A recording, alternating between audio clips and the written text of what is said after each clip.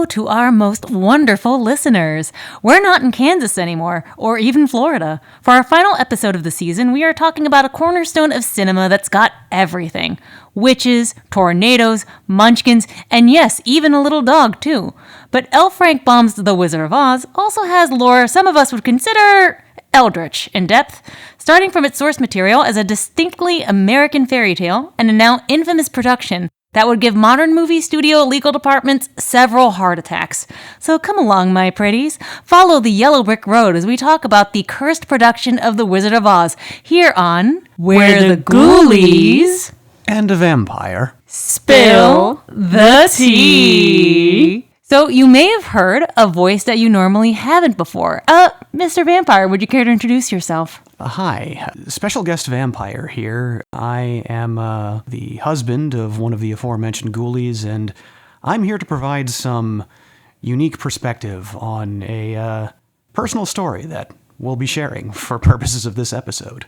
As well as chiming in from time to time. You are invited, after all. Yes, I was. So our framing question is going to be, as fellow creatives, what is your cursed production story? What is the thing, the show, the endeavor that you have worked on that is clearly cursed and did not go right behind the scenes? Oh, you're gonna love this one, Lady Mel. So, this is back in middle school, aftercare program. We were choreographing a dance to Little Mermaid's Under the Sea. I love it already. Now, we got the dance down packed. Time for the music to roll with the lyrics. Uh-huh. Music rolls. Mm-hmm. No lyrics. Oh, no. And everyone had not listened to the beats of the song. We had listened to the lyrics to get our dance moves across.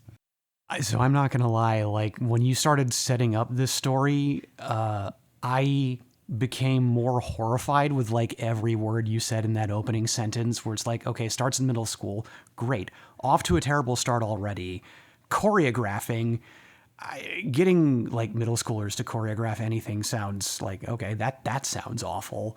Like, Little Mermaid, ooh, okay, this just gets worse and worse. What's with the Little Mermaid? I think it's just, it sets off some weird warning bells in my brain where it's like, okay, this is like a licensed Disney property. And even though it's, you know, it's like, okay, yeah, it's a Disney movie. Sure. Perfect. Great for kids. But I feel like it's the sort of thing that is sufficiently, like, technically complex that it's like, oh no, middle schoolers cannot do this. It's, you know, it's like every high school that attempts to do a musical production of Into the Woods and then suddenly realizes that, like, oh, this show has way more moving parts than we realized. Speaking of moving parts, Jess, continue. So to clarify that, it was only 4 of us in the aftercare, like, that decided for this portion. And this was only shown to the aftercare classes. So everyone had to do something for aftercare. Got it. Understood. So thankfully, not the whole school saw it. But still, I forgot about it. And you just mentioning that framing question brought it back to the forefront of my brain. What about you, Lady Mel? Oh, boy. We have a story from our college days, and it was about that one time that I was sound directing for a Shakespeare production, and I didn't start as a sound director. Right. I feel like you should tell the story, and then I want to tell the worst parts of it, like how they happen from my perspective. So Claire and Leon got it. Yeah, there we go. I'm going to B-run the Leon route for this story. Go. Try to guess what our shared hyperfixation is right now, listeners. So, I am in my senior year of college. It's the last semester. I have a pretty light workload for classes, so I'm figuring, okay, I'm gonna do some fun stuff because I'm not gonna have the opportunity to next year. I'm graduating. So I decided to get more involved in the school's theater department. And a friend of mine is sound directing for a production of The Tempest. And, you know, I'm like, cool, maybe I can help you with the sound direction and the design. Cool, we're going to do that. 2 weeks before the production, that friend gets expelled. No. Jess, do you want to guess why this friend got expelled? Plagiarism? No. Not frat parties. Our school did not have frats, so no. The Reddit part of my brain is saying, were they sleeping with a professor? No, but oddly enough, getting warmer. I feel like that is getting closer. The dean? Stalking an actor in the production. No!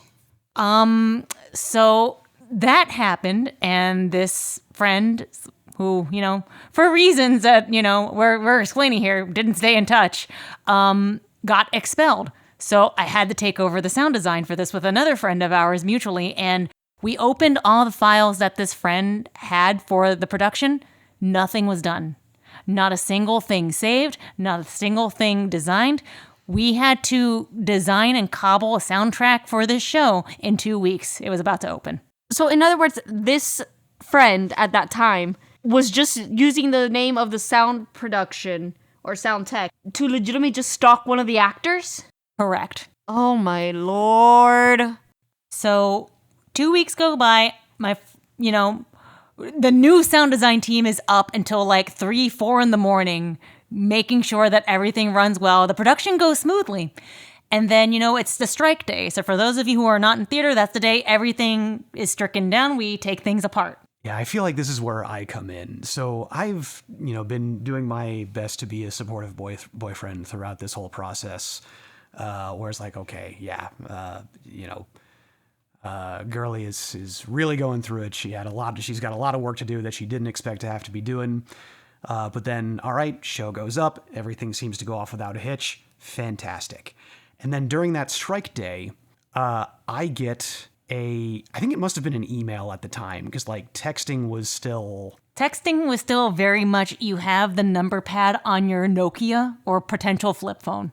Right. It was, this was the age of physical buttons on phones.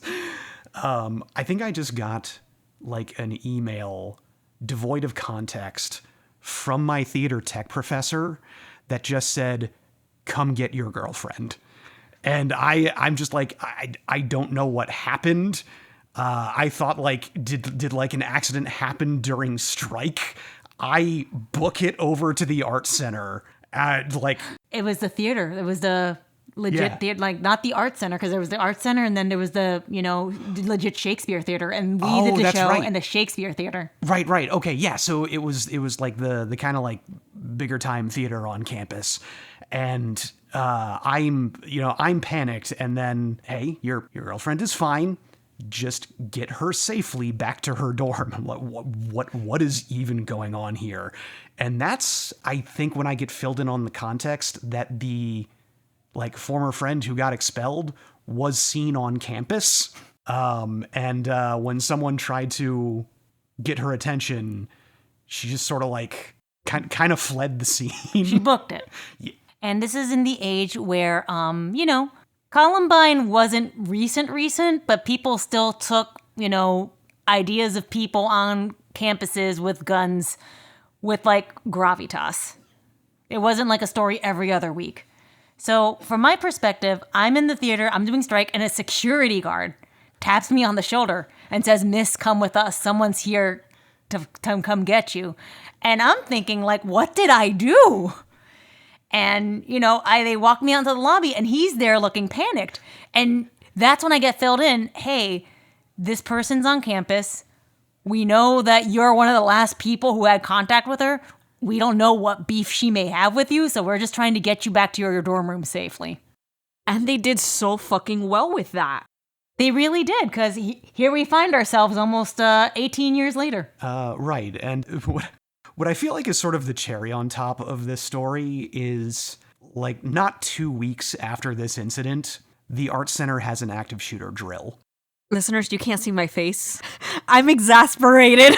Yeah, we got an email from the arts department being like, "Hey guys, we're looking for people who are good with makeup to make up like we're shooting victims. We think due to recent events, we should have a drill." We're not saying it's because of the stalker we expelled, but everybody's just It kind of is. I give them props for the fact that they decided, let's go on full on makeup and have some of the kids dead. Yeah, we know the person who did the makeup. She's fantastic. Oh, that must have been nice. Yeah, she also does it now currently for haunted houses for every Halloween season when she's not writing her own books. So, Good to have friends in high, low, and very awkward places. But yeah, those are at the very least our production stories before we go into the cursed production of The Wizard of Oz.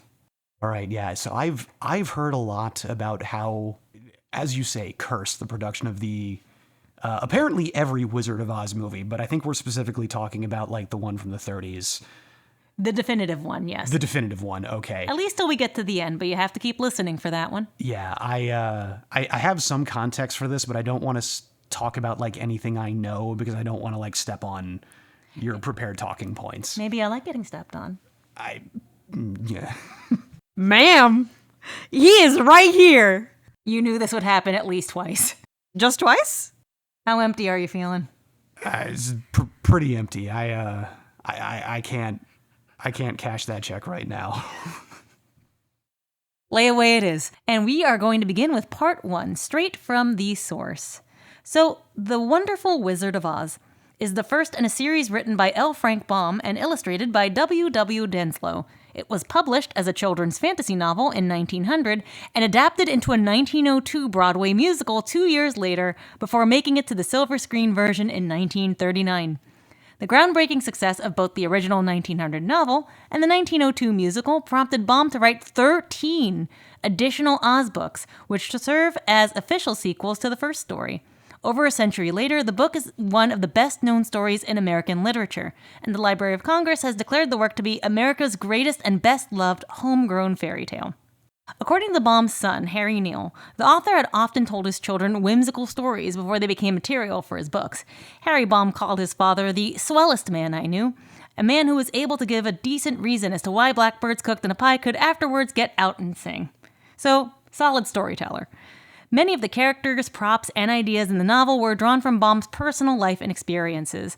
Baum held different jobs, moved a lot, and was exposed to many people. So the inspiration for the story could have been taken from many different aspects of his life. In the introduction to the story, Baum writes that it aspires to being a modernized fairy tale, in which the wonderment and joy are retained and the heartaches and nightmares are left out. We'll start with some of the initial characters. Take it away. Let's talk a little bit about the Scarecrow and the Tin Woodsman. All right, so as a child, Baum frequently had nightmares of a scarecrow pursuing him across a field. Moments before the scarecrow's ragged hay fingers nearly gripped his neck, it would fall apart before his eyes.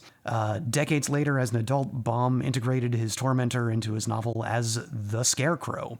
In the early 1880s, Baum's play Matches was being performed when a flicker from a kerosene lantern sparked the rafters, causing the Baum Opera House to be consumed by flames. Scholar Evan I. Schwartz suggested that this might have inspired the Scarecrow's severest terror.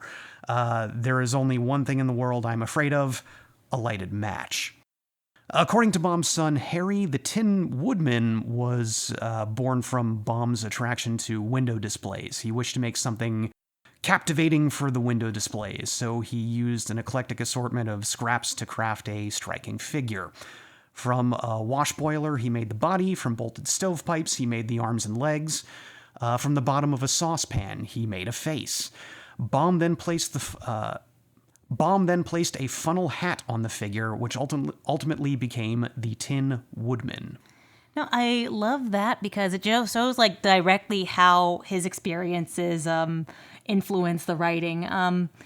As two people who have been working on our own experiences into writing, I kind of see the technique.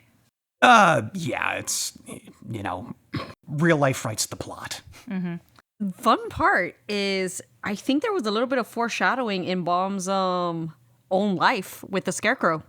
How so? The malfunction. Yeah, you know what? Now that I think about it a little bit more, having, a play of his literally go up in flames, it feels like it sets the stage for every other kind of like performed production related to his work. Yeah, so this is, as a writer, this is a beautiful foreshadowing that he probably did not catch, or at the very late ends of his life probably caught on to and is like, oh. Again, we've gone through jinxes, hexes, and curses, and I'm not sure which one's over this story as a whole, but man, is it something. So those are not the only characters in this story. We also have Dorothy, Uncle Henry, and the witches. So Baum's wife, Maud Gage, frequently visited their newborn niece, Dorothy Louise Gage, whom she adored as the daughter she never had. Unfortunately, the infant became gravely sick and died at the age of 5 months in Bloomington, Illinois, on November 11th, 1898, from congestion of the brain. Maud was devastated, and to assuage her distress, Baum made his protagonist of The Wonderful Wizard of Oz a girl named Dorothy in her honor, and dedicated that book to his wife. The baby was buried at Evergreen Cemetery, where her gravestone has a statue of the character Dorothy placed next to it. Baum's mother-in-law, activist Matilda Joslyn Gage, also has been cited as one of the inspirations for Dorothy. I'm kind of curious. The congestion of the brain, is that like in, I guess, more modern medical parlance, like meningitis? I can't really say. I wouldn't know. Like, I'd have to look it up. All right. We can also take into consideration, I'm not sure if they had scarlet fever around this time, that could have also affected it. I almost certainly. So a bit more on Matilda Joslyn Gage. She was an American writer and activist, mainly known for her contributions to women's suffrage in the United States, but she also campaigned for Native American rights, abolitionism, and free thought. She is the eponym for the Matilda effect, which describes the tendency to deny women credit for scientific invention. Could have been Rosalind Crick, too, but that's some deep lore. Or, sorry, could have been Rosalind Franklin, too, but that is some deep lore. I'm actually kind of surprised that for, like, all of the kind of activist causes she champions, that, like, temperance isn't one of them.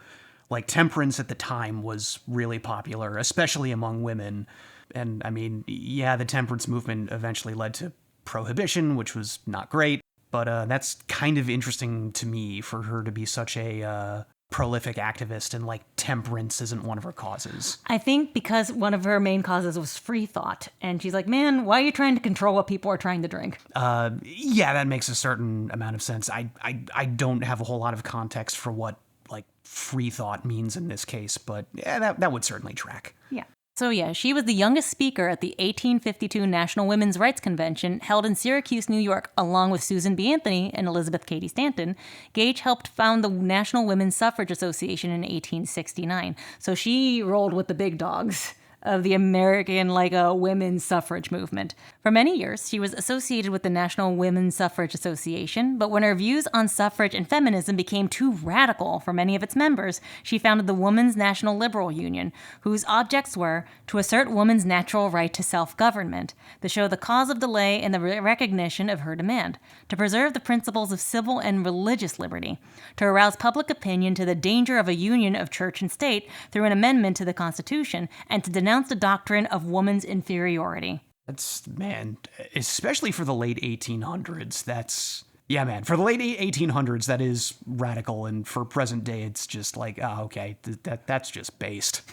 Yo, Matilda could hang. We would be friends with Matilda. Matilda could hang. Yeah, for sure. Decades later, Jocelyn Burdick, the daughter of Baum's other niece, Magdalena Carpenter, and a former Democratic U.S. Senator from North Dakota, asserted that her mother also partly inspired the character of Dorothy. Burdick claimed that her great-uncle spent considerable time at the Carpenter homestead and became very attached to Magdalena. Burdick has reported many similarities between her mother's homestead and the farm of Aunt Em and Uncle Henry. Uncle Henry was modeled after Henry Gage, Baum's father-in-law. Bossed around by his wife Matilda, Henry rarely dissented with her. He flourished in business, though, and his neighbors looked up to him. Question, because my brain's not working right now, and since you have beautiful dictionary words, dissented, please. Disagreed. What a beautiful fucking word! Yeah, I have a feeling that Henry he probably knew what he was getting into, and to hold those and champion those views in that time period, it requires a certain degree of downright antisocial behavior and willingness to just start a fight, when the opportunity presents itself. So yeah, it makes sense to me that Henry is just gonna hang back and let her do her thing. Let her cook, as it were. Or brew, all things depending. There is a shirt of yours that is a favorite in our house called Real Men Marry Witches, and I feel like Henry would have worn that shirt. Henry sounds like he is a real man by our reckonings. Likewise, the character he inspired, Uncle Henry, was a passive but hardworking man who looked stern and solemn and rarely spoke. The witches in the novel were influenced by witch hunting research gathered by Matilda Jocelyn Gage. The stories of barbarous acts against accused witches scared Baum. Baum liked witches, bro. Yeah, so that's really interesting. Because I feel like the instinct, especially at the time with the popularity of, I guess, more traditional fairy tales, would be to just already have a mental construct in mind of like, yeah, witches are evil. So, you do what you have to deal with witches. So it's kind of interesting that Baum actually did take a close look at, oh, hey, what did witch hunting look like? Oh, this is awful. This. Mm-hmm. Two key events in the novel involve wicked witches who meet their death through metaphorical means. Baum's biographers have also drawn correlations between Baum's good witch Glinda and Gage's feminist writings. So, when it comes to inspiring the Emerald City and the Land of Oz itself. The Emerald City. In 1890, Baum lived in Aberdeen, South Dakota during a drought, and he wrote a story in his Our Landlady column in Aberdeen's The Saturday Pioneer about a farmer who gave green goggles to his horses, causing them to believe that the wood chips that they were eating were pieces of grass. Similarly, the wizard made the people in the Emerald City wear green goggles so that they would believe their city was built from emeralds. Local legend has it that the Emerald City, home of the Wizard of Oz, was inspired by a prominent castle-like building in the community of Castle Park near Holland, Michigan, where Baum lived during the summer. The Yellow Brick Road was derived from a road at that time paved by yellow bricks, located in Peekskill, New York, where Baum attended the Peekskill Military Academy. Baum scholars often refer to the 1893 Chicago World's Fair as an inspiration for the Emerald City. Other legends suggest that the inspiration came from the Hotel del Coronado de San Diego, California. Hey, maybe we can make a trip for our road when we go out there in June. Yeah, we're due for a trip out there pretty soon, and maybe we can take a look and verify. Who's to say? Baum was a frequent guest at the hotel and had written several of the Oz books there. In a 1903 interview with the Publishers Weekly, Baum said that the name Oz came from his file cabinet labeled OZ. What a wonderful way to get that name. Yes, I see that there's a reference here to Alice's Adventures in Wonderland. Mind taking that one over? In addition to being influenced by fairy tales of the Brothers Grimm's and Hans Christian Andersen, Baum was significantly influenced by English writer Lewis Carroll's 1865 novel, Alice's Adventure in Wonderland. Although Baum found the plot of Carroll's novel to be incoherent, he identified the book's source of popularity as Alice herself, a child with whom younger readers could identify, and this influenced Baum's choice of Dorothy as his protagonist. The more time goes by, the more I have the headcanon that Alice's Adventures in Wonderland is really just a neurodiverse person's interpretation of neurotypicality. Man, that's an interesting perspective. I mean, I feel like I'd kind of need to like read the proper source material for that to make a judgment, but that's an interesting take. Because it's Alice going through this land where there's all these rules and all these regulations that everyone else seems to understand but her, and they make no sense. Yeah, and there gets to be a certain point where you make enough social faux pas and it feels like some authority figure is trying to take your head for it. And, we kind of see similar rules within the Emerald City as well. Although influenced by Carroll's distinctly English work, Baum nonetheless sought to create a story that had recognizable American elements, such as farming and industrialization. Consequently, Baum combined the conventional features of a fairy tale such as witches and wizards with well-known fixtures in his young readers' Midwestern lives, such as scarecrows and cornfields. So that's a lot to unpack, a lot to cover within a book. And when you're reading, you can go into all those details. So the question comes to mind, why a movie? Why make such a rich, in-depth thing a movie? Wouldn't it be the aspect of the TV now being a new invention at this time, or no? I'm not sure the TV was out at this time, at least in the 30s. If TV... I'm fuzzy on the history of the technology, but like if TV was a thing in the 30s, it certainly wasn't widespread. Movies were absolutely a thing, and it, I think it was more common practice. Like, today we get a ticket and we go specifically see a movie, But like at the time, the movies could be playing, like they could be playing news, they could be playing random, short form cartoons. They could be playing any number of things. And a lot of times you just sort of like buy a ticket to the movies, go in, you just kind of walk in on whatever's playing and sit there and watch for a while. So, TV definitely not a thing, but like movies definitely much more of kind of an everyday affair. 1939, televisions were introduced to Americans public in a major way in the World Fair New York City. So we got televisions by the 1939. Okay, cool. So we know that televisions existed in 1939. I would assume, and again, when you assume, you make an ass out of you and me, but I'm going to do it anyway.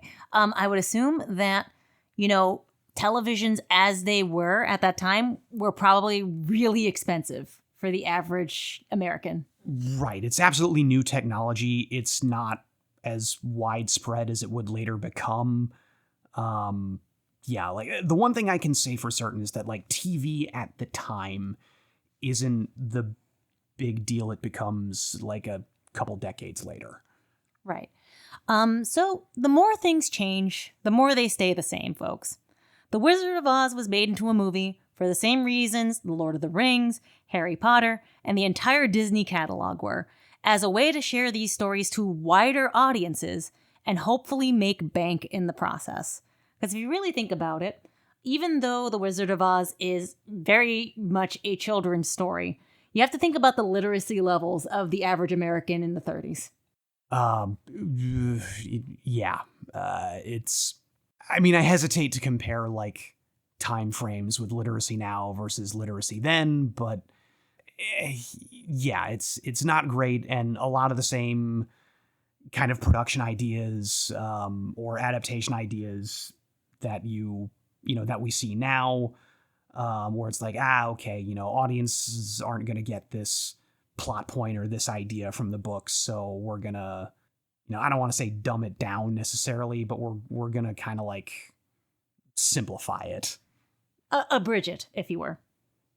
Sadly, I think we can't compare the literacy from the 1930s to now, especially with where our education's going, sadly. It's certainly complicated, but I know that compulsory education was not where it is now in the 30s. You still had a lot of farming and agriculture families that had their kids working the farms and not going to school.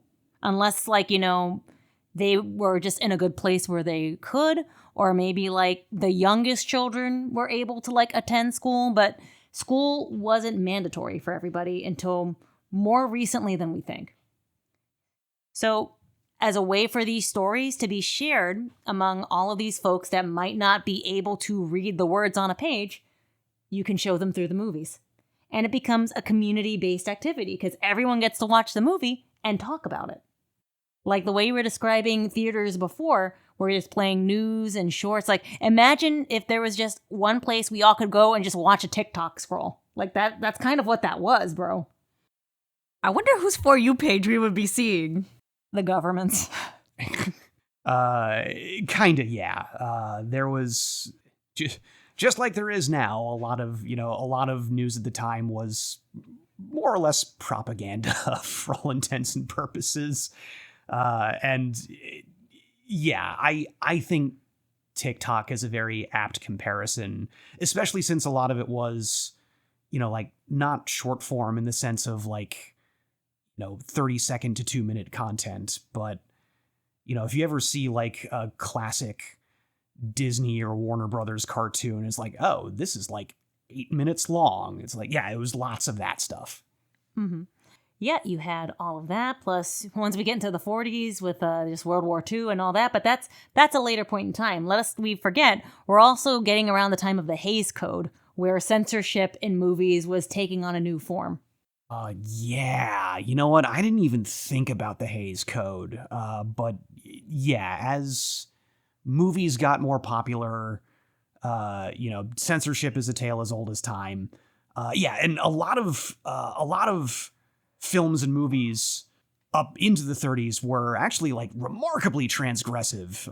I am not super up on the history myself, but you'd be kind of surprised at what like some of the content was for movies in the 20s and 30s before the Hays Code gets implemented.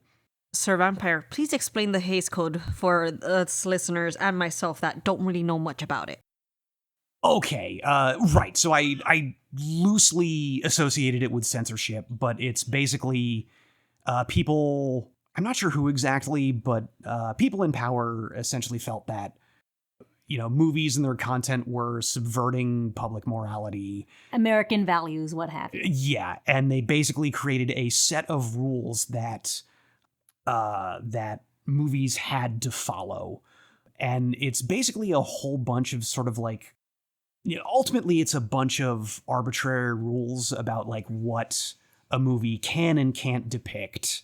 Like there's one in there where like a movie can't depict the inside of a woman's thigh. And it's also like narrative tropes. Like homosexuality, right out. Absolutely not. Right, yeah. Homosexuality cannot be depicted in any fashion or form.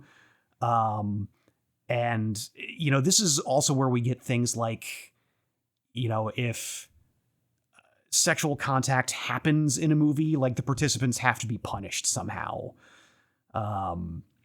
And weird stuff that causes a whole bunch of, you know, ultimately negative media tropes later. But yeah, it's a whole thing. I've spent enough time talking about it. Well, yeah, so just a little sidetrack into movie history before we get into part 2. Pay no attention to the men behind the curtain. So, in the 30s, the 1930s, not the ones that are coming unless I'm super clairvoyant, movie studios operated within something called the studio system. This system contracted actors, not to films, but rather to studios who assigned their actors to roles with very little input from the stars themselves. This meant that when MGM purchased the rights to The Wizard of Oz, they had to turn to their own 120 featured contract players for the casting. Contract players were paid well whether they were working on a picture or not, but at the expense of their freedom to accept or decline roles.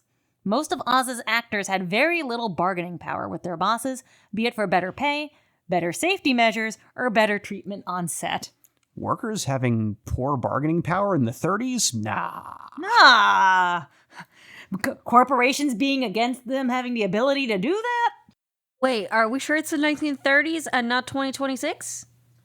Well, you know, history may not exactly repeat, but it certainly rhymes. Hoo boy, there's a whole bunch of events in Western history around like the late 1800s and early 20th century that, you know, you dig into the details of them and it's like, oh, this feels really familiar all of a sudden. Those of us with pattern recognition and empathy are struggling, y'all.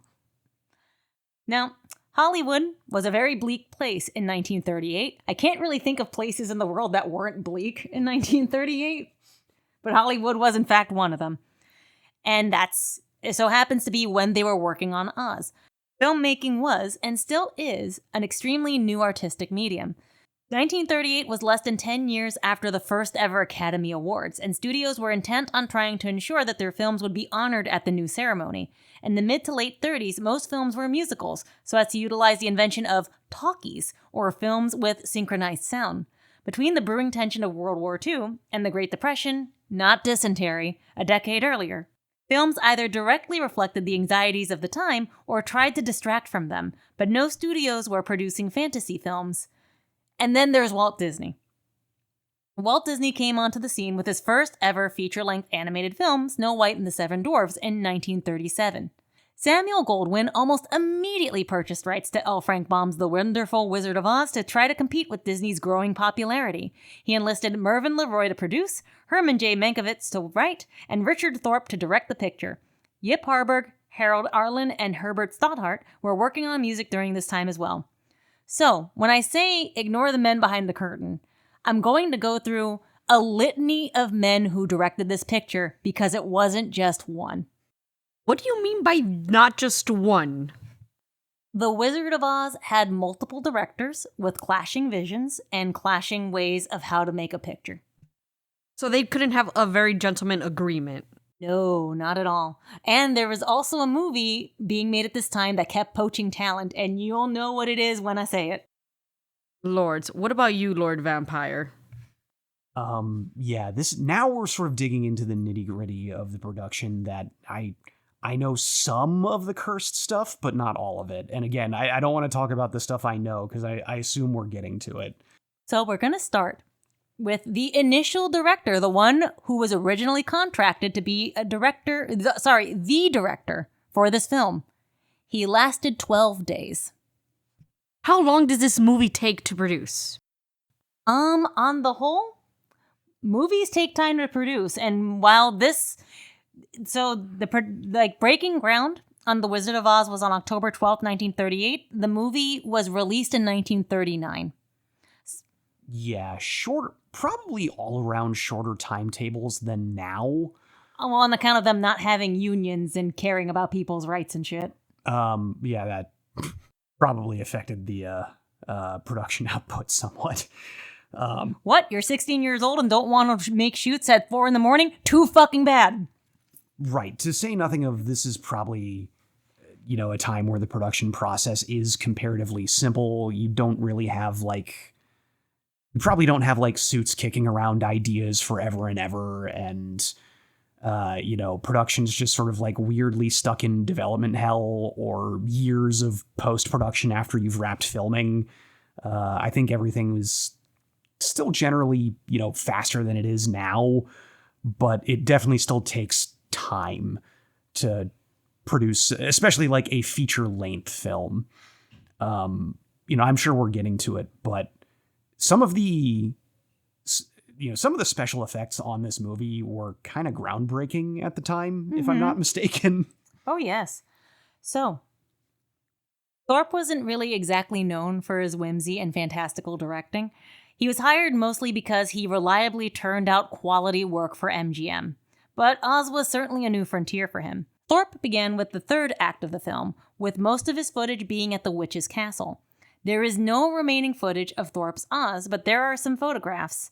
And those photographs show, among other things, Judy Garland in a full face of heavy makeup and a long blonde wig. She did not look the way that she ended up being in the final version in the slightest.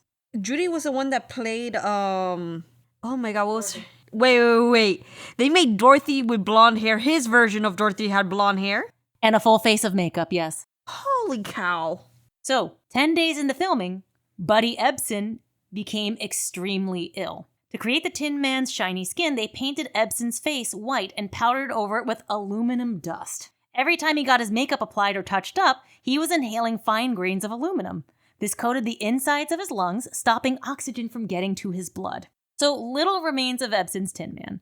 If you listen to the We're Off to See the Wizard musical sequences in the film, you will hear his voice as the Tin Man, because they did not have the budget to re-record that, so they just went with that recording. Ebsen would later star as Jed Clampett in the Beverly Hillbillies, a role that would make him a millionaire and solidify him as a household name. His emergency brought production to a screeching halt, however. And during that break, Mervyn LeRoy and other MGM executives watched the footage of the film so far and were so pissed that they fired Richard Thorpe. They had to replace Buddy Ebsen, and they had to find a new director fast. And that new director was George Cukor, who lasted 4 days. Wait, just 4 days? What did this man do? So they needed an interim director, and Cukor was great at character work. Specifically, he was great at working with actresses. Despite being on the film for just 4 days, he would have a major impact on the finals. So first, he got Judy out of that wig, and he insisted on using her natural reddish-brown hair for Dorothy. He toned down her makeup, giving her simple eyebrows, blush, and mascara, and he would also direct her to stop acting so fancy-schmancy and to just act like a normal girl. You grew up on a farm. You are not a starlet. You are lost in this fantastical world. Act like it.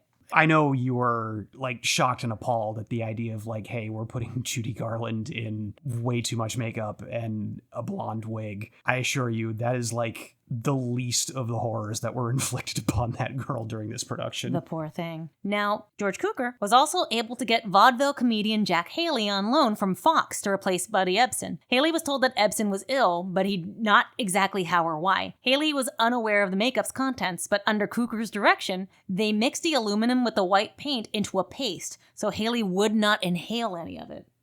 Galaxy brain moves. Cukor left the set better than he had found it because he was reassigned to another picture. Small picture, not many people really know it, called Gone with the Wind. Well then, and I got very worried when you said that he was well known for working with the women. I'm like, oh, that could be a really good thing or a really bad thing. It's the 30s. It's not going to be a good thing, dog.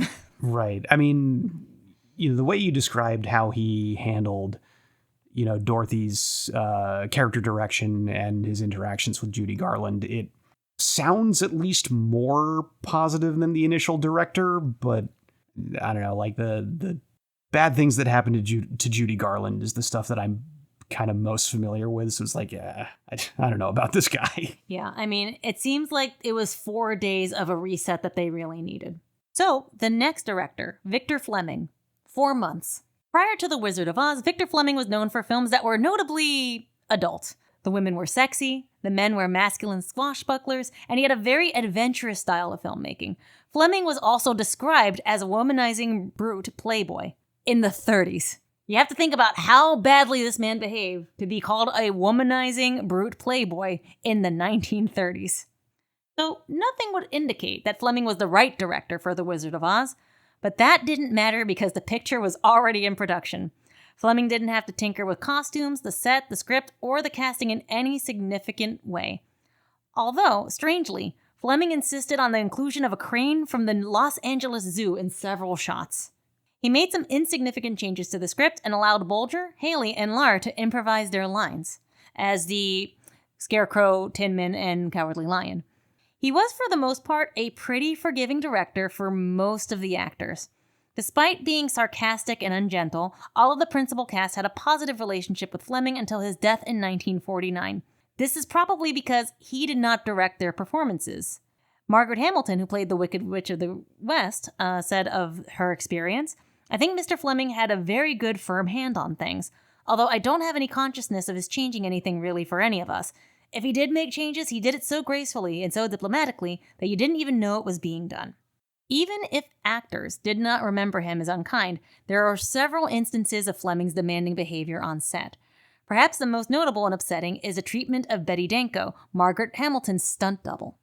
The Wicked Witch's epic first entrance into the film resulted in injuries for both Hamilton and Danko. For Danko, a crew member fell into the trap door she was supposed to enter through, injuring her shoulder. Since she was injured, Hamilton had to finish the stunt herself. After delivering the iconic line, "I'll get you, my pretty, and your little dog too," Hamilton was just supposed to exit with flames and red smoke, just as she had entered.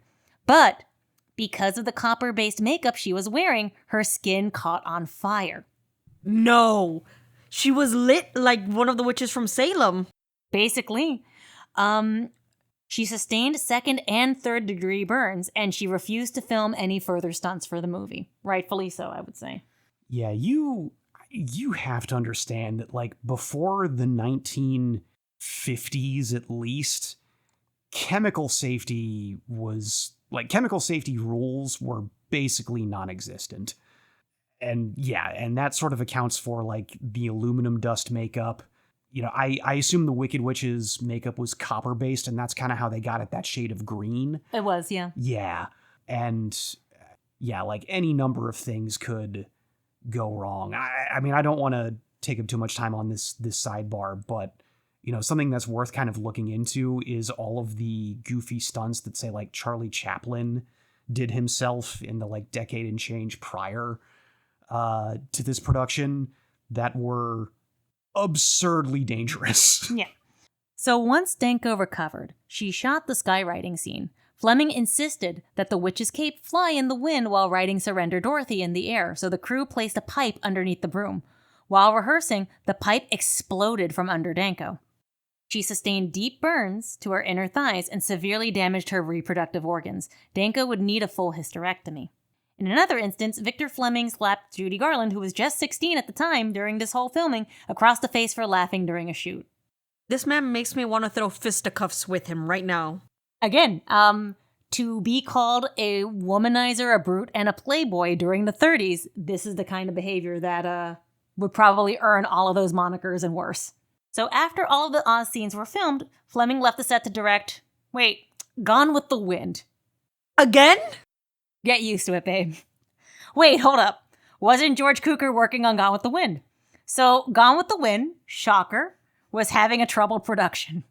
After 3 weeks of shooting, Clark Gable, who played Rhett Butler, leading male romantic interest in that movie, he threatened to quit if Cukor was not replaced with his friend and close companion, Victor Fleming.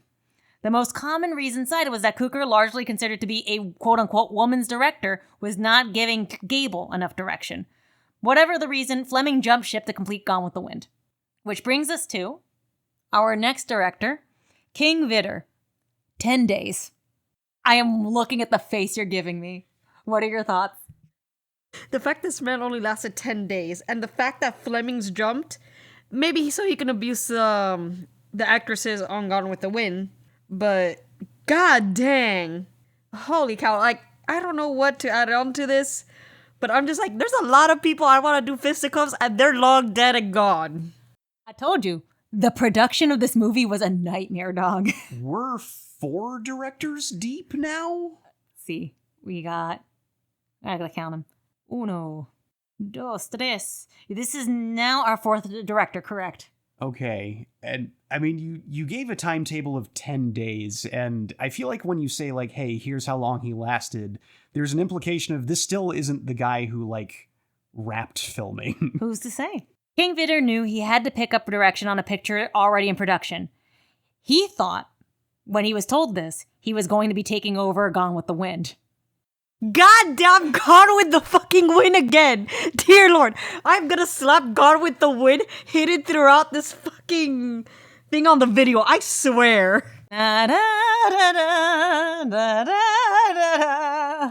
love the idea that The Wizard of Oz is this absolute curse that after a certain point you had to bait and switch personnel with the possibility of working on Gone with the Wind to get them on this. That sounds like the most theatrical Hollywood shit, honestly. That said, he was honestly relieved to learn that he would be just filming the Kansas sequences of The Wizard of Oz.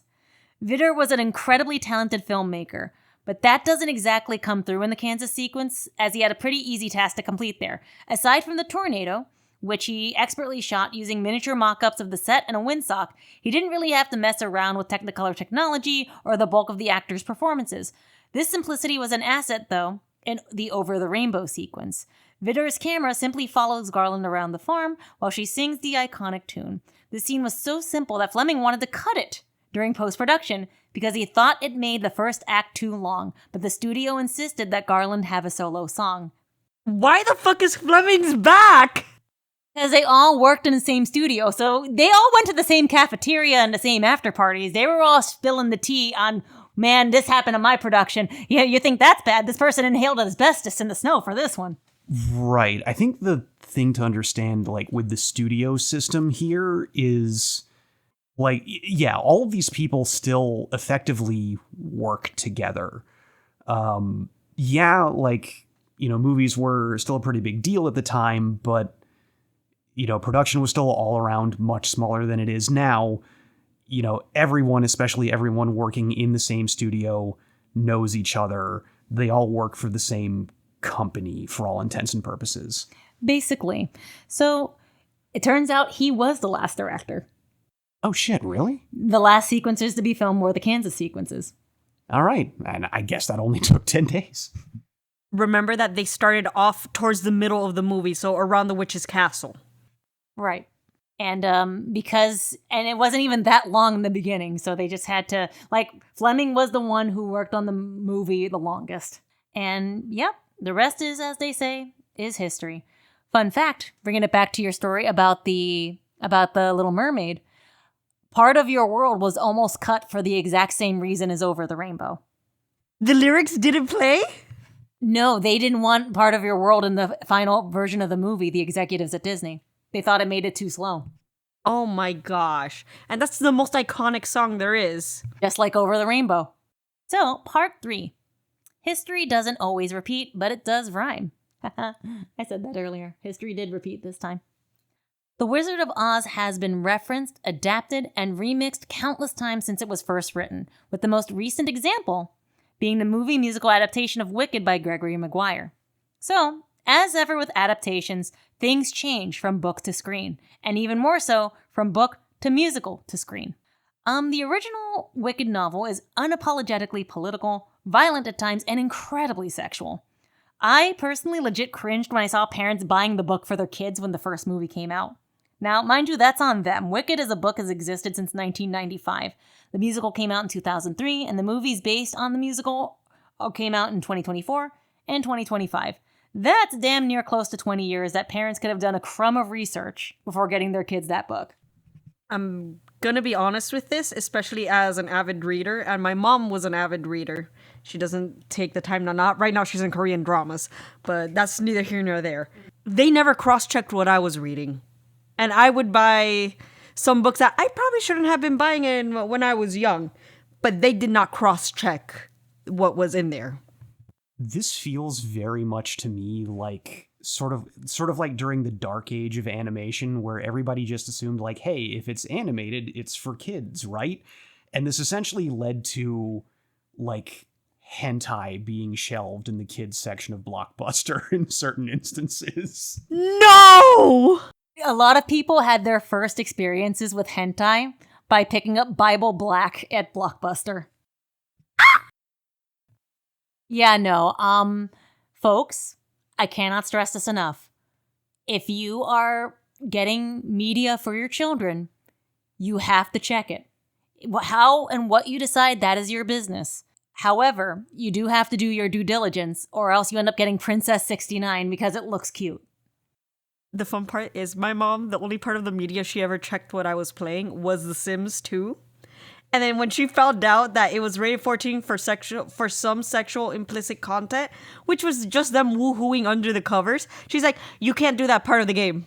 Sorry, Mama. I did that while you weren't looking. Shh. Honestly, it's better than reading about a multi-species orgy in Wicked, which does happen. You know what? I forgot that did happen. And I don't know where I heard it from because I haven't read the book yet. When you rig it up and get to the philosophy club, well, yap. Oh, definitely. So as for the production of the Wicked movies themselves, compared to the original Wizard of Oz production, they seem pretty small, like really small potatoes. Right. You know, nobody's inhaling aluminum dust. Nobody is, well, I want to say that people aren't giving the actresses, like, weight loss, but it's also kind of our first item. Right. I was going to say, like, presumably nobody, like, slapped Ariana Grande. But, the thing that my mind went to that I don't think we actually touched on earlier is, like, in order to kind of maintain her appearance and figure, Judy Garland was basically eating nothing and being given a lot of cigarettes and I want to say amphetamines. Correct. To help curb her hunger and appetite. And that's the part where it's like, hey, wait a minute. This sounds familiar to all of the rumors that have swirled around the Wicked production. Mm-hmm. So, yapping about bodies, wellness, and the politics and realities of thinness and fatness and unrealistic body standards is a whole series of topics for other days, and there are plenty of other podcasts that cover it. Shout out to Maintenance Phase. With all that said, something happened on the set of Wicked for Ariana Grande, Cynthia Erivo, and Michelle Yeoh, who has a background in martial arts, to appear as frail as they did on the press tour. So what that something, or perhaps several somethings may be, we don't know. Right. I feel like that's the sort of thing we're going to find out years later, and a lot of what we're potentially going to learn or have learned in the interim is potentially just rumor or misinformation. But, the internet was absolutely abuzz with people seeing how they looked and how they were acting during the press tour and thinking, ooh, something weird and unpleasant has happened here. It does not help that you are correct that something really weird happened, but they kept stating that, no, we're fine, we're fine.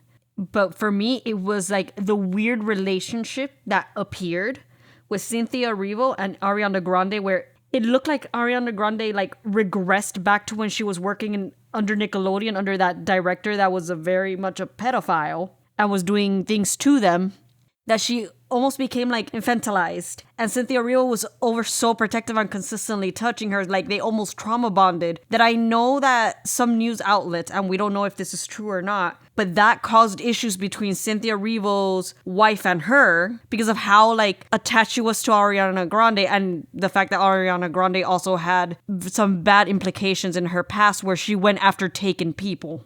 And guess what happened in the middle of this production? I'll it's the kind of thing that I hesitate to speculate on without a lot of the facts. I think, as you say, something kind of awful clearly happened consistently enough for it to still sort of be haunting them during the press tour. And it's just kind of sad to see them struggle that much bodily, knowing that it happened to Judy Garland too. That feels like, that does feel like a curse on trying to tell this story. Right. And this to me kind of feels like the, history rhyming, so to speak. Mm-hmm. And, the original production of The Wizard of Oz did not have, at least to our knowledge, romantic entanglements. Wicked, unfortunately, did. And I'm going to frame it from Ethan Slater cheating on his wife with Ariana Grande. That was honestly a whole mess. He began dating his former high school classmate, clinical psychologist Lily J. And back in 2012, they married in 2018. Their son was born in August of 2022. They did separate shortly before Slater filed for divorce in July 2023, and that divorce was finalized in 2024. However, July 2023 was also when he announced that he was in a relationship with singer Ariana Grande, whom he met on the set of Wicked. Meaning, if you immediately state right as you're getting a divorce, oh yeah, I'm in a relationship with this person, all that's telling us is not, oh no, you guys were friends, and then once the divorce was like confirmed, then you started dating, and no. That means you had an affair going on, whether it was emotional or physical. There was an affair in that portion. Unless we forget, Ariana was married as well at that time, but I feel like that might be one of the several bad somethings that happened. Now, whose fault that is beyond us to really say. I just know personally, showmances happen. We're a result of one. Showmances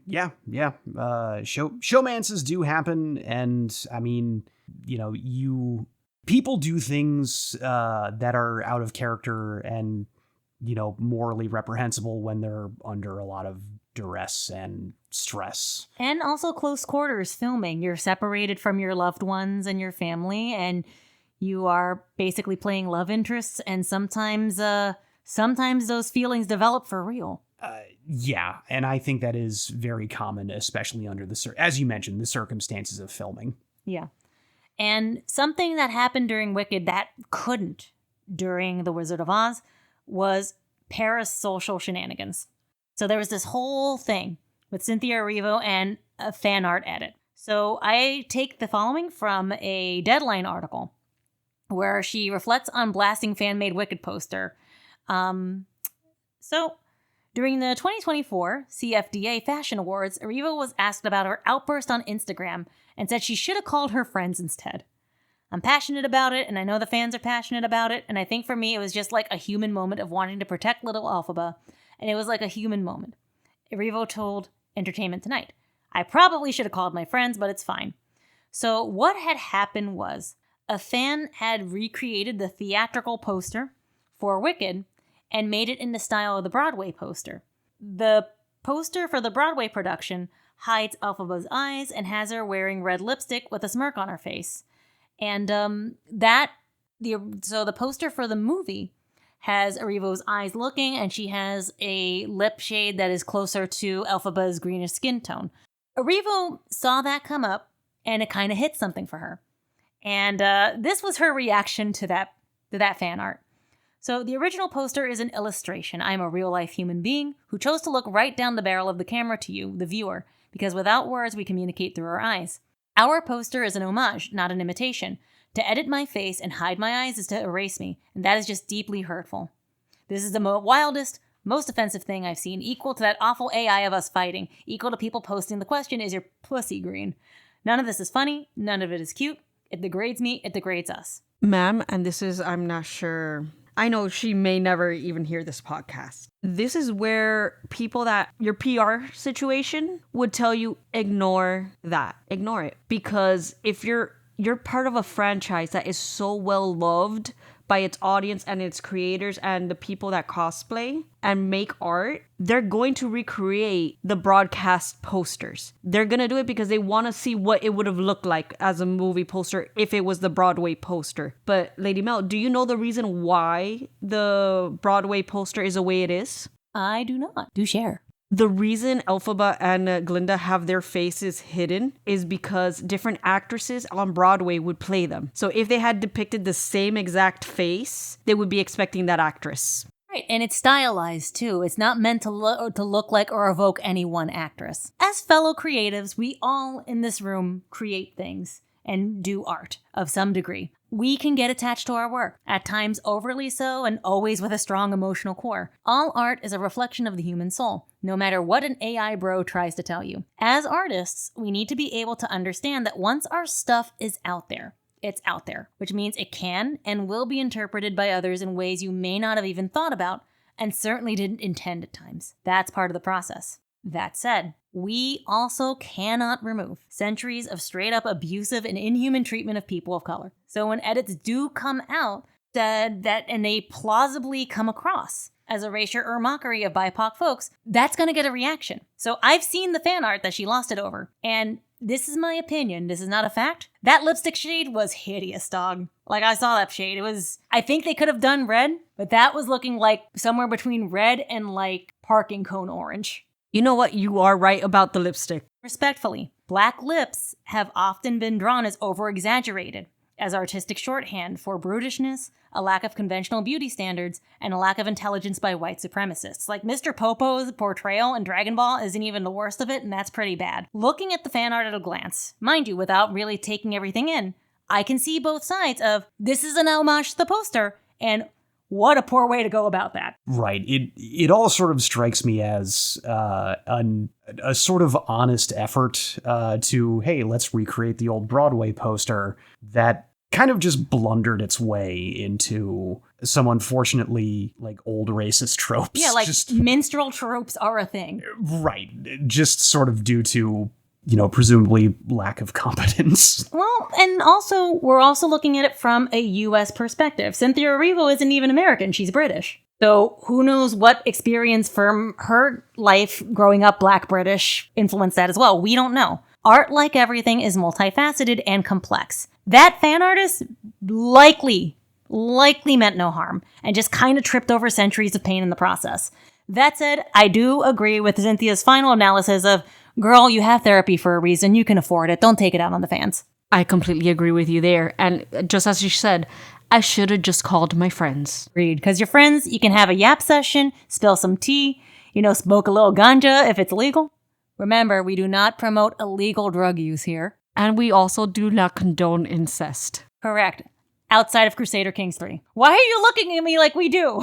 No, I feel like it sort of begs certain questions with me somewhat devoid of context, hearing you specifically state, and we don't condone incest. And it's like, why do we need to clarify that? You'd be surprised the things we need to clarify on the internet, dear. So we are getting to part 4, Rainbow's End.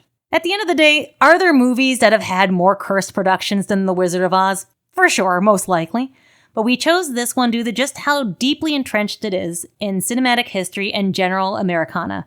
Anyone listening to this podcast will likely know what The Wizard of Oz is, unlike some of the movies we'll be covering next season. That's right, dear listeners. Season 1 of Where the Ghoulies Spill the Tea has concluded, which means we're prepping and getting Season 2 ready. It's been a blast and a half recording and basically getting to invite you all on the journey and hope to see you as we debut the theme for our Season 2, Cinematic Criminology. Jess, would you like to explain what the concept behind cinematic criminology is? So, we will be discussing movies and their contexts on real life. So, I know there's some times that I'm very invested in true crime and serial killers. And there's quite a few serial killers that inspired movie villains. But there's also some movie villains that inspired serial killers. So we're going to see what came first. And we're also going to see the effect that some movies or aspects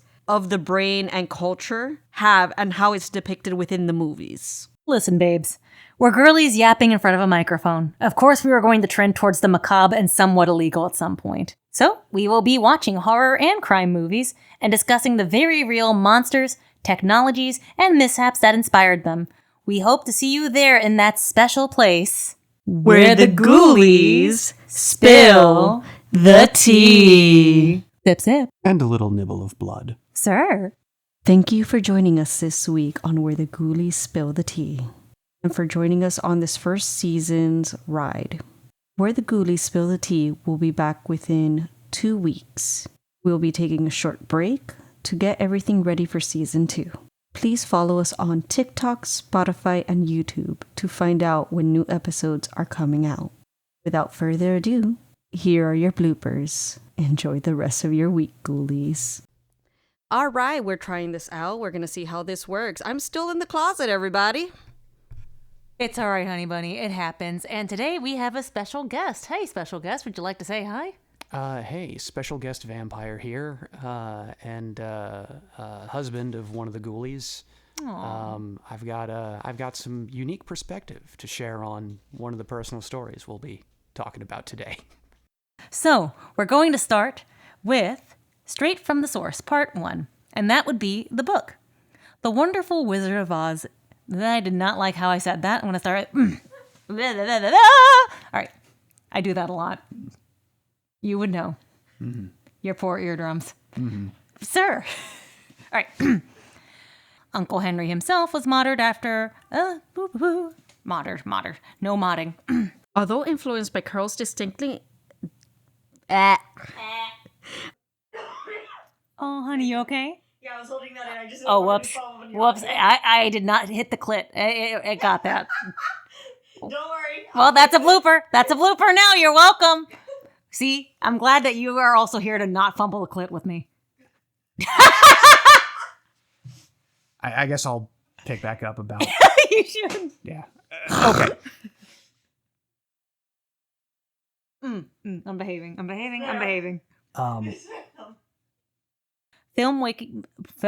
What the fuck, bitch? Wake up! Wake up! Chrissy, wake up!